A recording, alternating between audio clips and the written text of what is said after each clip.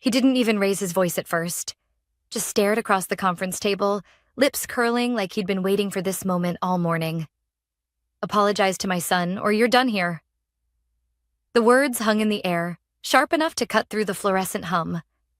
I looked around. 15 people from finance, 3 from audit, 2 interns. Every one of them froze. You could practically hear the coffee cups stop midair. His son Nathan sat to his right, fresh out of grad school, perfect hair, confidence of someone who'd never once been told no. He smirked, tapping a pen against the report I'd spent 2 weeks cleaning up after his errors. I didn't respond. I'd learned long ago that silence has a weight of its own. The CFO, Richard Holt, leaned forward. "Well?" I met his eyes. "For what exactly?" He turned red, the kind of red that comes from ego, not anger. "For disrespecting Nathan during yesterday's review." For undermining him in front of his team, I smiled, slow and steady.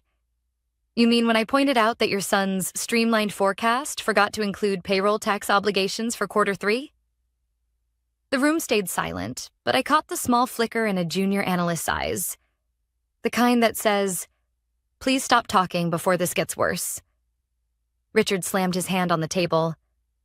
"You think you're untouchable because you've been here 12 years.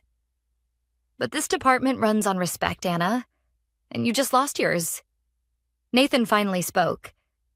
"Maybe next time, keep your comments to yourself. Some of us are trying to modernize this place." "Modernize," I echoed softly. "That's what you call deleting half of the compliance formulas?" He shrugged. "Too complicated. People like simplicity." "People like lies," I thought. But I said nothing. Richard leaned back, pretending composure. "You have until 5 to apologize, or you can clean out your desk." And that was it. The public verdict. In front of the entire floor. No warning, no chance to explain, just an order to bow to nepotism or leave. I gathered my notes quietly, nodded once, and said, "Understood." He mistook that for surrender. They always do. That night, I didn't sleep. I didn't cry either. Instead, I reread my employment contract, line by line like a bedtime story. 12 years of loyalty condensed into 22 pages of clauses and fine print. And then, on page 19, subsection D. In the event of termination without cause, employee retains full rights to all internally developed compliance software and frameworks authored independently. I almost laughed. They'd never noticed it. Back when I first joined, I'd been a contractor, hired to stabilize the company's internal audit automation. When they converted me to full-time, they reused the same contract template and never deleted that clause. 12 years later, it still stood. By morning, my decision was already made. The office was buzzing with whispered pity when I walked in. People glanced up, then quickly looked away, pretending to check emails. Nathan was already in the break room, bragging about how he'd handled the compliance dinosaur. I passed him without a word. At 9:03 a.m., Richard appeared in my doorway. He looked smug, rested. "Hope you learned your lesson," he said. I smiled. I did. I handed him the printed resignation letter. Crisp, folded once. He barely glanced at it before smirking. "Good. Maybe next time you'll think twice before embarrassing my son." He turned to leave, but the door hadn't even shut when a voice shouted down the hall. Sir, you did what?" It was Marianne, the company's legal counsel. Her heels clattered like gunfire as she rushed in, waving a folder. "Please tell me you didn't just accept Anna's resignation." Richard blinked. "She quit." "What's the problem?" Marianne's eyes darted between us. "Oh my God," she whispered. "You just voided the proprietary software rights. All of our audit automation tools, her frameworks, those belong to her now." The room went so still I could hear the air conditioning click. Richard's jaw tightened. "That's ridiculous." "Everything she built is company property." I raised an eyebrow. "Not according to Section 12D. He froze. I could see him replaying every moment, Every word from yesterday, every smirk. Realization was starting to crawl up his spine like cold water. Marianne flipped open the folder, tapping the highlighted section. She's right. It's still active. You never amended her contract. She owns the compliance architecture. Richard stared at me, pale now. You're bluffing. I leaned back in my chair. Then feel free to delete it. Let's see how long the system lasts. He didn't answer. He didn't have to. We both knew. Because the truth is, revenge doesn't always come with shouting or slam doors. Sometimes it begins quietly, with a smile, a clause no one ever read, and the kind of calm that makes people nervous. As Marianne kept talking, I picked up my coffee. The same cheap break room brew I'd sipped through layoffs, mergers, and budget cuts, and took one slow drink. The taste hadn't changed in 12 years, but everything else had. That morning, I walked out of that building for the last time. No tears, no speech, just silence. And a system that was about to remind them exactly who built its bones. They thought I was leaving. I was only getting started. When you leave a company after 12 years, people expect some kind of goodbye. A cake, a speech, maybe a tear or two in the parking lot. I gave them nothing. Just silence and a half smile that lingered longer than it should have. That night, I cleaned my home office. 12 years of files, backups, and audit notes neatly archived on an external drive I hadn't touched in years. I wasn't plotting revenge. I was protecting what was mine. The compliance framework I'd built, Sentinel, wasn't just a program. It was a living system. Automated risk mapping, audit trails, and cross-checks that had saved the company from 3 separate fines. Every log still ran through a license I owned. When they made me apologize to their prodigy, they didn't just insult me. They fired their firewall. By Monday, my inbox was flooded. Not from the company. Those accounts had been deactivated. But from old colleagues using personal emails. Anna, something's off. The audit console is blank. Can you check the validation tool? It's crashing. I didn't respond. They'd figure it out eventually. At 10:43 a.m., my phone buzzed. Unknown number. I let it go to voicemail. A few minutes later, I listened. Anna, it's Marianne. Please call me back. Urgent. Her tone wasn't angry anymore. It was scared. By noon, the rumors had reached me through LinkedIn messages and quiet text threads. The quarterly compliance sync had failed mid-meeting. Nathan's fancy, streamlined dashboard was displaying red error codes instead of financial metrics. The CFO had apparently lost his composure in front of the board. A few analysts messaged me privately. Did you do something? I didn't answer, because the truth was I hadn't done anything. Yet. See, Sentinel wasn't vindictive. It was obedient. It was built to follow one simple rule. Maintain operational integrity unless license ownership changes. When Richard accepted my resignation without legal transfer, the system automatically entered restricted mode. That meant read-only access, no updates, no exports, no external syncing. In plain English, frozen. It wasn't revenge. It was protocol. Around 2 p.m., Marianne called again. I picked up this time. Anna, we need to talk, she said quickly. The system locked everyone out. The license is reading owner authorization required. It says your credentials are still listed as primary. I sipped my tea. That's correct. She exhaled. Can we meet? Maybe we can negotiate a handover? I'm not unreasonable, I said softly. But I'm not a fool either. You and I both know that framework is my intellectual property. I understand, she said carefully. But the CFO, he's saying you intentionally sabotaged? I cut her off. Marianne, don't finish that sentence.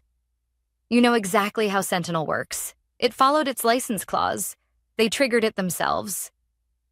She hesitated. Can you at least help us restore read access? The audit committee is panicking. There's a board review tomorrow. Send me the request in writing, I said. There was a long pause before she replied. You really built a fortress, didn't you?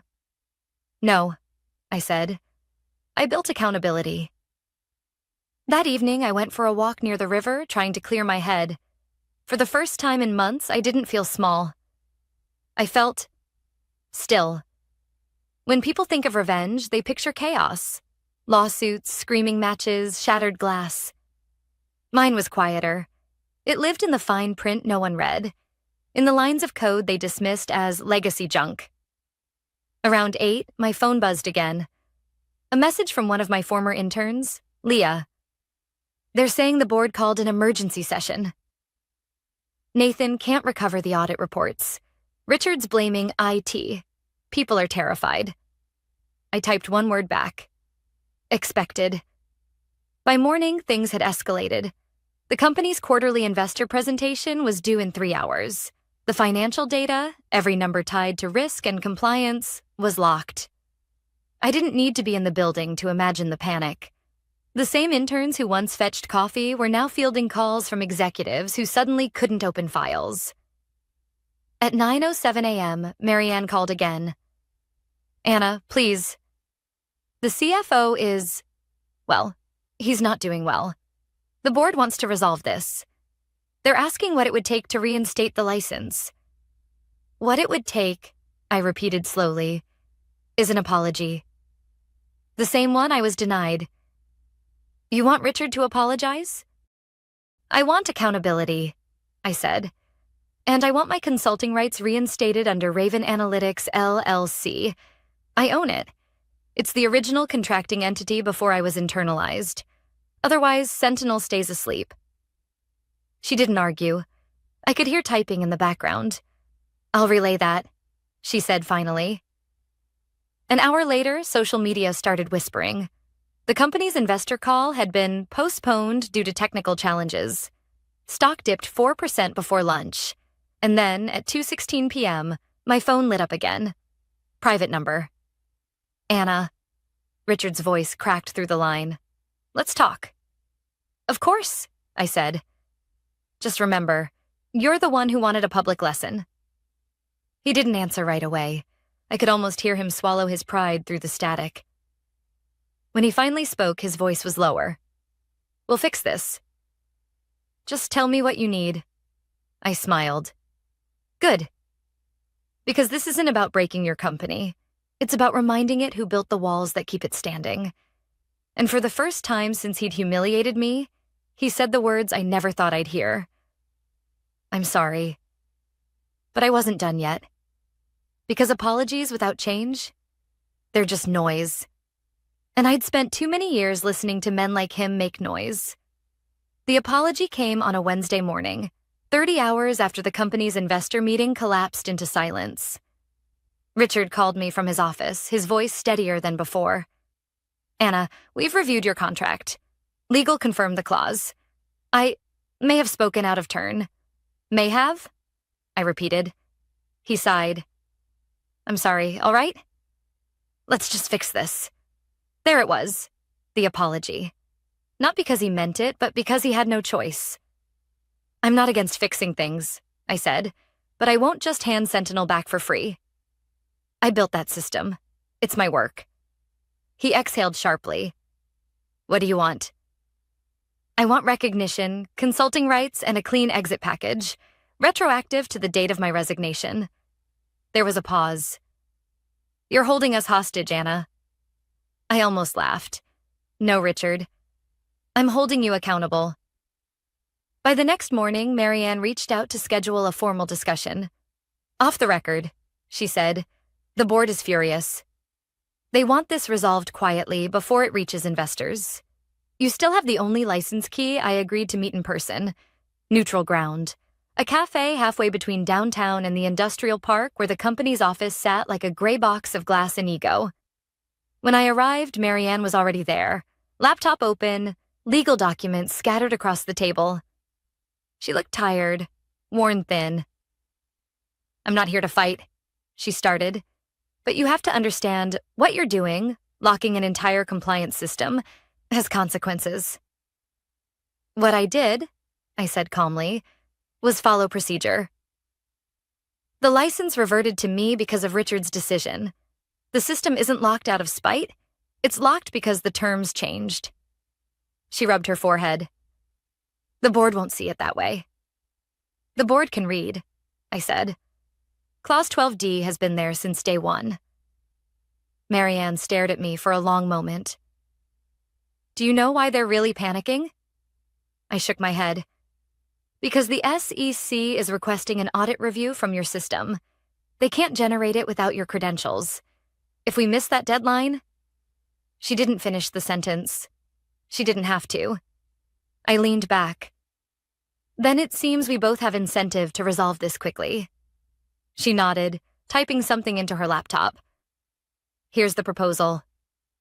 You'll be rehired as a consultant under Raven Analytics LLC, independent status, full control of your framework, compensation, triple your previous salary, retroactive benefits included.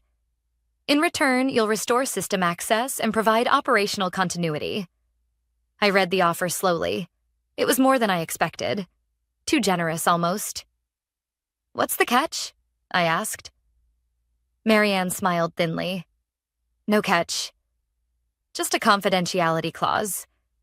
They don't want the story getting out. I closed the laptop. Tell them to remove that line. I'm not interested in silence anymore. That night, my phone buzzed with messages from old coworkers. Word had spread. They all wanted to know if it was true, that I'd negotiated my way back, that the CFO had been forced to bend. I didn't answer anyone. Not yet. Instead, I sat at my desk, sipping coffee gone cold, staring at the dormant code window on my screen. Sentinel's interface glowed faintly in standby mode. Its heartbeat, a pulsing blue light, still waiting. I'd spent years building that system, line by line, from hotel rooms and late-night audits, through every merger and rebrand. It wasn't just data. It was memory. My memory. And now they wanted it back, pretending they suddenly cared about collaboration. I reopened the contract draft and added one final clause of my own. Raven Analytics reserves full rights to system updates, derivative frameworks, and adaptive integrations created after reinstatement. Any breach of contract or interference with proprietary code will result in immediate license termination without notice. They wanted my system? Fine. But I was making sure they could never erase me again. The next morning, Marianne called to confirm they accepted. Everything's signed. They've wired your consulting fee. You'll receive system access requests from IT within the hour. I thanked her, though I could hear the tension still in her voice. Richard isn't happy, she said quietly. He feels humiliated. He should, I replied. He forgot who built the walls he stands in. When I logged into Sentinel again, it felt like opening a vault that had been sealed for years. Everything was there. Logs, audit trails, compliance maps, all intact. I could have restored full functionality instantly, but I didn't. Not yet. I wanted them to feel the weight of what they'd taken for granted. So, I initiated a gradual reactivation. System by system, server by server, each required my manual authorization. It would take days, maybe a week. Just long enough for them to think about what respect really costs. At 11:04 a.m., a Slack message popped up. Nathan. Hey, Anna. Guess we're working together again. No hard feelings, right? I stared at the screen for a long moment before typing, hard feelings fade. Consequences don't, he didn't reply. That evening, Marianne called one last time. The board signed the final agreement. You're officially reinstated as a consultant. Congratulations. But I didn't feel victorious. I felt resolved. Because sometimes justice isn't about revenge or money. It's about correction, about balance, about making sure the people who thought you were disposable finally understand that competence has a backbone. Before I shut my laptop, I opened Sentinel's admin console one last time. The system hummed to life, every line of code like an old friend waking up. At the bottom of the dashboard, a new message appeared automatically, something I'd programmed years ago for moments like this. Integrity is not what you preach. It's what remains when power fades. I smiled. For once, the system and I were perfectly aligned. When I walked back into the office a week later, the building looked exactly the same. Glass walls, gray carpets, that same faint smell of burnt coffee and old toner. But something had shifted. Conversation stopped when I passed. Eyes followed me like I was a ghost returning to claim unfinished business. I wasn't there as an employee anymore. My badge now read consultant, and everyone knew what that meant. Untouchable. Richard didn't greet me. He didn't even look at me when I entered the meeting room. Nathan sat across the table, pretending to check his phone, but the tremor in his hand gave him away. Marianne began briskly, voice steady but careful. We've restored all primary systems. Anna has agreed to assist with a full audit reconciliation before the external review next month. I nodded once. That's correct. I'll be overseeing integrity checks on Sentinel's restored modules. All access changes will go through me. Richard finally looked up. We just need you to make sure it's stable, he said coldly. No surprises. I smiled. Stability depends on how much you've changed since I left. He didn't respond. The first few days were quiet. Too quiet. Most of the staff avoided direct eye contact. The same people who once laughed with Nathan at my expense now sent overly polite emails filled with thank you and appreciate your help. Guilt has a way of softening even the sharpest tongues. Still, I kept my head down and worked. Every night I stayed late, reviewing logs and comparing old entries against the new data. That's when I started noticing something strange. Hidden among the audit records were unexplained edits, manual overrides entered during the months I was gone. They weren't random. They were deliberate. Transactions flagged as vendor discrepancies had been reclassified as approved exceptions. Dozens of them. At first, I thought it was sloppiness. But when I cross-checked the vendor IDs, they all traced back to one of Nathan's new efficiency initiatives. I opened the change history. Every single override had been done under his admin credentials. I sat back in my chair, pulse slowing. This wasn't incompetence. It was manipulation. The next morning, I walked into Marianne's office. She looked exhausted, surrounded by folders and coffee cups. Do you have a minute? I asked. She gestured to the chair. Always. What's going on? I slid a printed report across her desk. I found these in the audit logs. Unauthorized modifications, all tied to Nathan Holt. She frowned, scanning the pages. Are you sure these weren't system errors from the license transfer? I'm sure, I said. These are manual entries. Look at the timestamps, each done after 11 p.m. That's not batch automation. That's human. Her expression changed. If these are what I think they are, the SEC could see this as data tampering. Exactly, I said quietly, and Richard has no idea. She leaned back, rubbing her temples. Anna, this could destroy them. I didn't answer. She already knew where my thoughts were going. That afternoon, I was scheduled for a status update meeting with Richard and Nathan. The room felt colder than usual, the air heavy with unspoken tension. Richard started stiffly. How's the system performing? Flawlessly, I said. But there's something you should see. I turned my laptop toward them, displaying the audit trail on the screen. A neat timeline of every manual edit, every reclassification, each bearing Nathan's digital signature. Nathan's smirk disappeared. That's not what it looks like. Richard blinked. Nathan, what is this? Probably test data, he stammered. You know how these systems can glitch. Glitches don't log user IDs, I said calmly. These were intentional. Richard's face went pale. You're saying my son falsified audit data? I'm saying your son altered regulated financial records, I replied. And the timestamps prove it. Nathan stood abruptly, chair scraping the floor. You're just trying to get back at me. I didn't raise my voice. I don't need revenge, Nathan. I have proof, he stormed out. muttering something under his breath. But Richard stayed seated, staring at the screen. His jaw tightened, his fingers trembling slightly on the table. Finally, he whispered, "How bad is it?" "Bad," I said. "Enough to trigger an investigation if anyone outside finds out." He closed his eyes. "Can you fix it?" "Not without leaving a trace," I replied. "And not without breaking the law myself." Richard looked up, defeated. "Then what do we do?" I leaned forward, lowering my voice. "You do what you should have done from the beginning. Tell the truth. And let me clean it up properly." He stared at me for a long time. Then, quietly, he nodded. That night, I stayed in the office long after everyone else left. The building hummed with low fluorescent light, the kind of silence that feels alive. I opened Sentinel one last time, locking Nathan's credentials and preserving the logs in a separate encrypted archive. Not to destroy him, but to protect myself. When I finally shut down my computer, it was past midnight.